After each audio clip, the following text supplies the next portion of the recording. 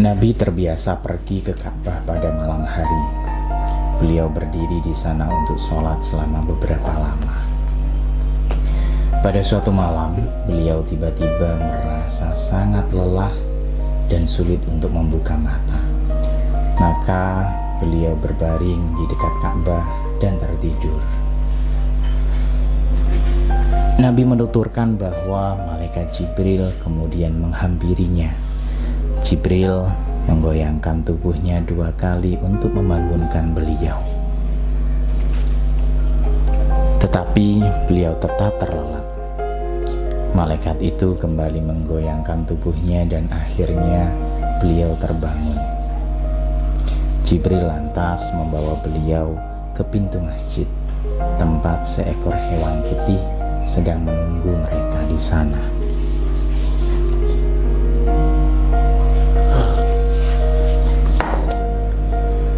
Beliau menaiki hewan yang bernama Al-Buraq itu dan pergi bersama Jibril menuju Yerusalem. Di sana Nabi Muhammad bertemu dengan sejumlah nabi yang diutus sebelum beliau. Nabi memimpin sholat di kuil itu. Selepas sholat, Nabi dan Jibril berangkat diangkat menuju menembus ruang dan waktu. Di tengah perjalanan menuju menembus 7 lapis langit, beliau kembali bertemu sejumlah nabi. Penglihatan beliau dipenuhi dengan gambaran surga dengan segala keindahan cakrawalanya, dan akhirnya beliau tiba di tempat tertinggi atau Sidratul Muntaha. Disinilah Nabi menerima perintah sholat 5 waktu dan wahyu yang menetapkan prinsip-prinsip keimanan Islam atau yang biasa kita kenal dengan rukun iman. Kemudian Nabi dibawa kembali ke Yerusalem oleh malaikat Jibril dan Al-Buraq dari sana menuju Mekah. Dalam perjalanan pulang, beliau melihat kafilah dagang yang hendak menuju Mekah. Masih larut malam saat itu ketika mereka tiba di dekat Ka'bah. Malaikat dan Al-Buraq pergi dan Nabi Muhammad bergegas ke rumah Ummi Hani, salah seorang sahabat yang paling dipercaya. Kemudian beliau menceritakan kejadian yang baru saja dialaminya, dan Ummi Hani menyarankan agar Nabi tidak menceritakan kepada siapapun. Namun Nabi menolak sarannya. Isra adalah perjalanan Nabi pada suatu malam dari Masjidil Haram di Mekah menuju Al-Aqsa Yerusalem atau Palestina. Sedang Mi'raj adalah perjalanan beliau dari Masjidil Aqsa menuju ke Sidratul Muntaha. Perjalanan ini melahirkan berbagai tafsir, baik ketika Nabi memisahkan kejadian ini maupun saat ini di kalangan ulama.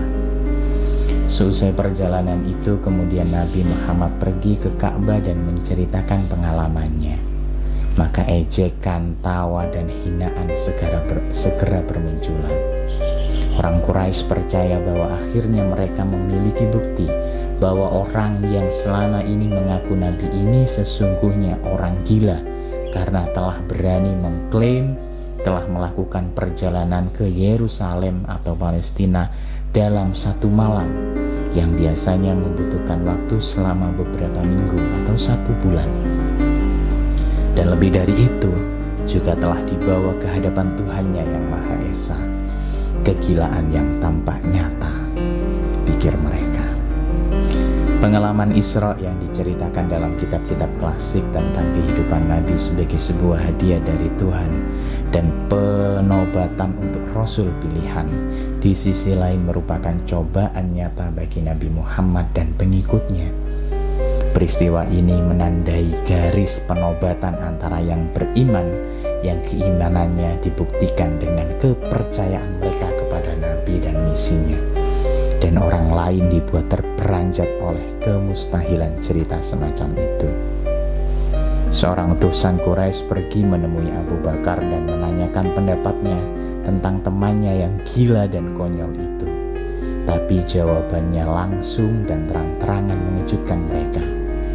Jika ia berkata seperti itu, hal itu tidak lain kecuali sebuah kebenaran. Keimanan dan kepercayaan Abu Bakar begitu besar sehingga ia sedikit pun tidak terguncang. Setelah itu ia langsung menemui Nabi dan menanyakan hal itu, yang Nabi kemudian membenarkannya. Lalu Abu Bakar dengan tegas mengatakan, Aku percaya padamu Muhammad, engkau selalu berkata benar. Sejak saat itulah Nabi memanggil Abu Bakar dengan julukannya, yakni As-Siddiq, orang yang dipercaya dan meneguhi kebenaran. Ujian dari peristiwa perjalanan malam Nabi bagi para pengikutnya terjadi saat mereka berjuang menghadapi situasi yang sangat berat. Diriwayatkan beberapa orang keluar dari Islam, tapi kebanyakan mereka tetap percaya pada Nabi.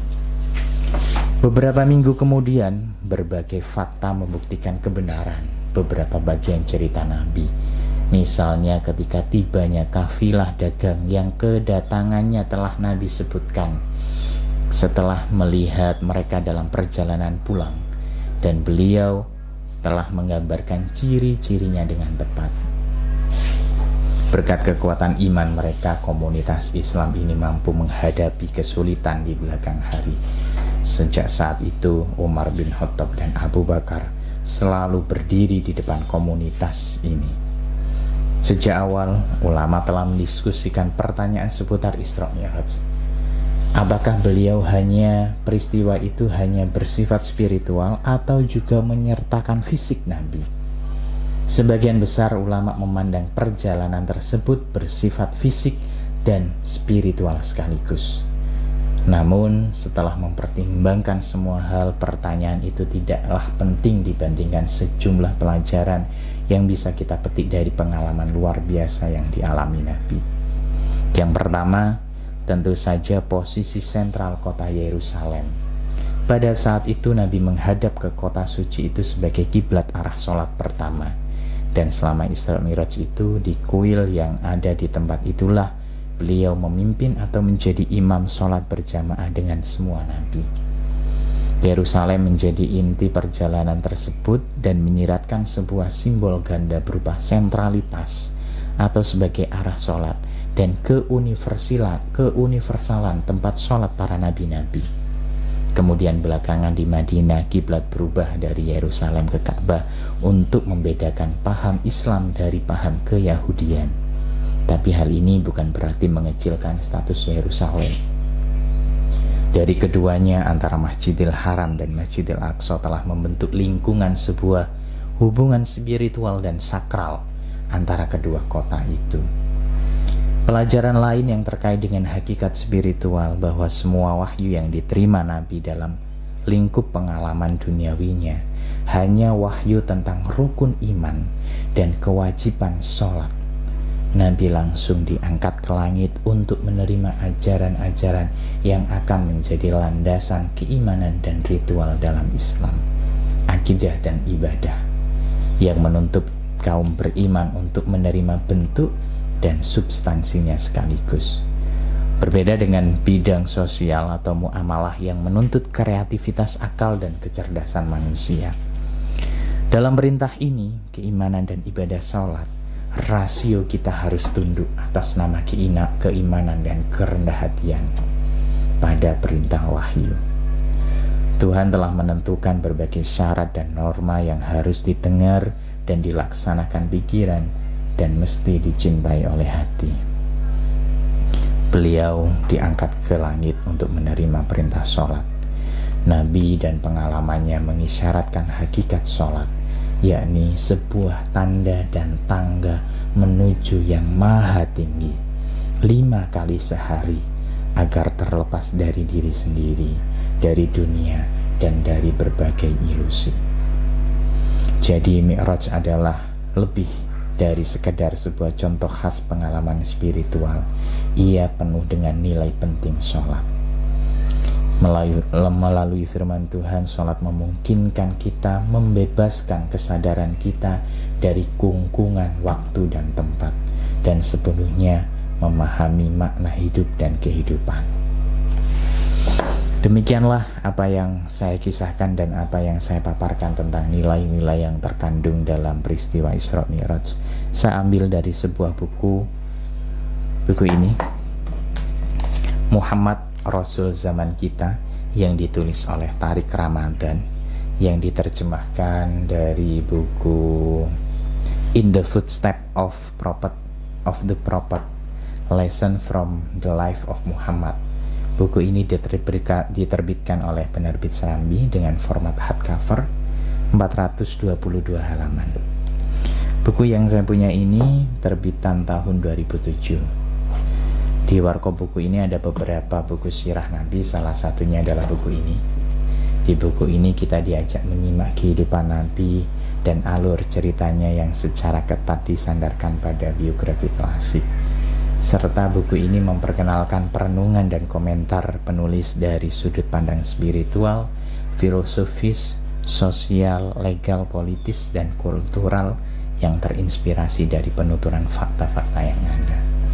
Kalau kita baca di bab buku ini, pembaca akan menyaksikan pergerakan yang harmonis antara kehidupan Nabi, Al-Quran, dan ajaran-ajaran yang bersesuaian dengan nilai-nilai spiritual dan situasi masa kini.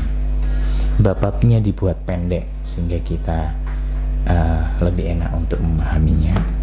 Ada buku lain yang patut untuk dibaca dan dikoleksi oleh pemirsa, yakni biografi Nabi yang ditulis oleh Martin Lings. Di buku ini kisah Nabi ditulis secara naratif. Kita menjadi terhanyut ketika Martin Lings menceritakan kisah Nabi. Kita seakan merasakan efek kimia pada narasi dan komposisi bahasa yang terkombinasi dengan keakuratan serta gairah sastrawi penulisnya. Tak heran, buku ini terpilih menjadi biografi Nabi terbaik dalam bahasa Inggris pada konferensi sirah nasional di Islamabad pada tahun 1983. Ada juga buku sirah Nabi yang ditulis oleh Quraisy Shihab, membaca sirah Nabi Muhammad dalam sorotan Al-Quran dan hadis-hadis sahih. Di buku ini kita akan mendapati rujukan-rujukan peristiwa berdasarkan sumber otentik dari Al-Quran dan hadis Nabi.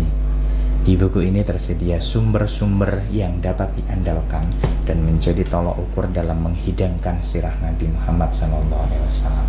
Ini merupakan karya referensi yang kaya dan penting yang disuguhkan oleh Bapak Quraisy Shihab dengan tutur kata renyah dan mudah dipahami.